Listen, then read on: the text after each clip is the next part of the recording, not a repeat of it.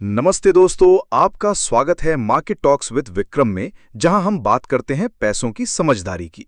मैं हूं विक्रम और आज की वीडियो खास है क्योंकि हम बात करेंगे सोमवार के मार्केट का, ग्लोबल से लेकर टेक्निकल तक। अगर आप इस चैनल पर नए हैं तो चैनल को जरूर सब्सक्राइब करें क्योंकि यहां हर दिन आपको मिलेगा रियल मार्केट एनालिसिस बिना किसी हाइप के, सिर्फ साफ और सटीक बातें। और हाँ, अगर आप स्टॉक मार्केट में नए हैं या अब तक सिर्फ सुनते आए हैं कि मार्केट पैसा देता है, तो आपके लिए एक जीरो टू हीरो सीरीज बनाई है, जिसमें बेसिक से लेकर एडवांस तक हर कॉन्सेप्ट आसान भाषा में समझाया गया है। उसका लिंक डिस्क्रिप्शन में है, जरूर देखिए। अब सीधा आते हैं मंडे के मार्केट आउटलुक पर।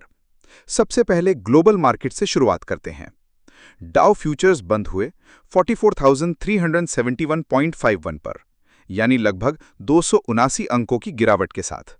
वहीं निक्केई 225 भी 76 अंकों की कमजोरी के साथ 39,569 पर बंद हुआ। इससे साफ दिखता है कि ग्लोबल मार्केट्स में फिलहाल रिस्क ऑफ मूड बना हुआ है। इन्वेस्टर्स अभी सेफ एसेट्स को ज्यादा तवज्जो दे रहे हैं और यही इंडियन मार्केट की कॉशियस ओपनिंग की तरफ इशारा करता है। अब बात करें इंडियन क्यूज की।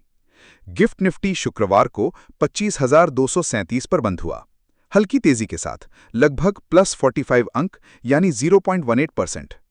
ये संकेत देता है कि सोमवार की शुरुआत फ्लैट या माइल्डली पॉजिटिव हो सकती है, लेकिन इंट्राडे में ग्लोबल प्रेशर महसूस हो सकता है। एफआईआई और डीआईआई की एक्टिविटी पर ध्यान देना बहुत जरूरी है। 11 जुलाई के डेटा के अकॉर्डिंग फॉरेन इंस्टीट्यूशनल इन्वेस्टर्स यानी एफआईआई ने 5,104 करोड़ रुपए की भारी बिकवाली की। वहीं डोमेस्टिक इंस्टीट्यूशनल इन्वेस्टर्स यानी डीआईआई ने 3,559 करोड़ रुपए की मजबूत खरीदारी की। इससे ये समझ आता है कि विदेशी निवेशक ग्लोबल टेंशन से डरे हुए हैं, जबकि भारतीय निवेशक डोमेस्टिक स्ट्रेंथ पर भरोसा जता रहे हैं। लेकिन ये मिसमैच शॉर्ट टर्म वॉलेटिलिटी को बढ़ा सकता है। अब नजर डालते हैं रुपी और फॉरेन फ्लोज पर। यूएसडी आईएनआर फिलहाल 85.6 से 85.8 के बीच चल रहा है। अगर रुपया 86 के ऊपर चला गया तो एफआईआई फ्लोज पर और दबाव पड़ सकता है। इस समय इक्विटी इनफ्लोज करीब 221 करोड़ रुपए और बॉन्ड इनफ्लोज 591 करोड़ रुपए के आसपास हैं। लेकिन ये ट्रेंड अभी स्ट्रांग नहीं है, इसलिए रुपी और बॉन्ड यील्ड्स पर नजर बनाए रखें।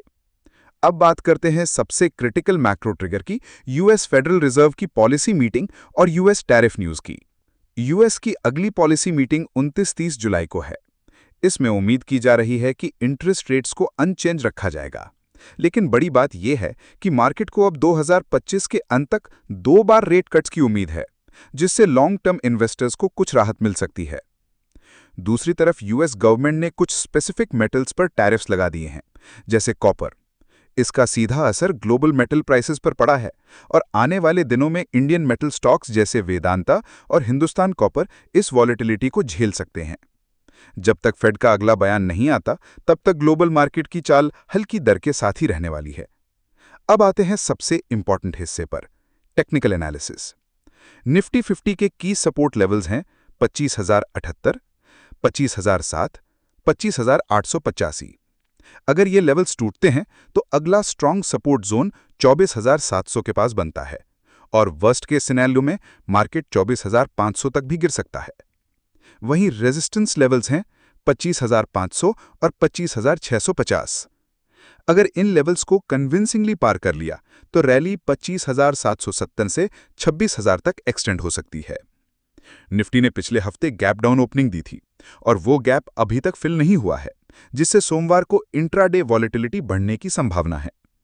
अब बात करते हैं बैंक निफ्टी की। सपोर्ट जोन्स हैं 56,300 और 56,000।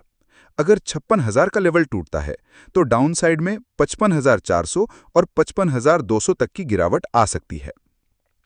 रेजिस्टेंस की बात करें तो 56,800 और 57,400 के आसपास स्ट्रॉन्ग हर्डल्स हैं। अगर रुपी स्टेबल रहता है और डीआईआई सपोर्ट बना रहता है तो बैंक निफ्टी में इंट्राडे बाउंस देखने को मिल सकता है। अब जानते हैं मंडे के लिए किन किन स्टॉक्स पर नजर रखनी चाहिए। टीसीएस, इसने 11 रुपए का डिविडेंड डिक्लेयर किया है और डिसेंट Q1 प्रॉफिट ग्रोथ भी दी है, इसलिए सोमवार को स्ट्रॉन्ग पॉजिटिव ओपनिंग पॉसिबल है। इन्फोसिस और टेक महिंद्रा ये टीसीएस के सेंटिमेंट को फॉलो करेंगे। कोटक बैंक, SBI और ICICI, रुपये में स्टेबिलिटी आई तो बैंकिंग में एक्शन दिखाई दे सकता है। वेदांता और Hindustan copper global tariff pressure से सेंसिटिव रहेंगे। ग्लेनमार्क फार्मा पिछले हफ्ते स्ट्रॉन्ग मोमेंटम में था। फार्मा एक सेफ जोन बना हुआ है। अब सेक्टर फोकस की बात करें। IT सेक्टर पूरी तरह TCS के परफॉर्मेंस पर डिपेंड करेगा। मेटल्स में US टैरिफ की वजह से हाई वॉलेटिलिटी रहेगी। बैंकिंग सेक्टर रुपी स्टेबिलिटी से रिकवर कर सकता है। FMCG और फार्मा जैसे डिफेंसिव सेक्टर्स में स्टेबिलिटी देखने को मिल सकती है। अब बात करते हैं मंडे के लिए ट्रेडिंग स्ट्रैटेजी की। मार्केट का टोन फिलहाल न्यूट्रल टू कॉशियस बना हुआ है। ग्लोबल क्यूज में वीकनेस है, डोमेस्टिक फ्लोज मिक्स हैं। रुपी भी क्रिटिकल लेवल पर है, इसलिए बेहतर होगा कि हेडलाइन ड्रिवन ट्रेड्स लें। डिप पर फार्मा, FMCG और सिलेक्टिव बैंकिंग स्टॉक्स में बाइंग अपॉर्चुनिटी देखें। ओवर ट्रेडिंग से बचें। स्मॉल पोजीशन के साथ काम करें और स्टॉप लॉस हमेशा फिक्स रखें। तो दोस्तों, ये था मंडे के मार्केट का पूरा आउटलुक। ग्लोबल मार्केट से लेकर टेक्निकल चार्ट्स, रुपी से लेकर स्टॉक्स टू वॉच तक, सब कुछ। अगर आपको ये वीडियो पसंद आया हो तो लाइक जरूर करें। कमेंट करें कि आप मंडे को किन स्टॉक्स पर नजर रख रहे हैं और चैनल को सब्सक्राइब करना बिल्कुल ना भूलें। और हाँ, अगर आप मार्केट में नए हैं तो मेरी learn stock market zero to hero series जरूर देखें। लिंक डिस्क्रिप्शन में दिया गया है। मैं हूं Vikram, smart trading, safe investing. जय हिंद। ये वीडियो केवल एजुकेशनल पर्पस के लिए है। निवेश से पहले अपनी खुद की रिसर्च और रिस्क एनालिसिस जरूर करें।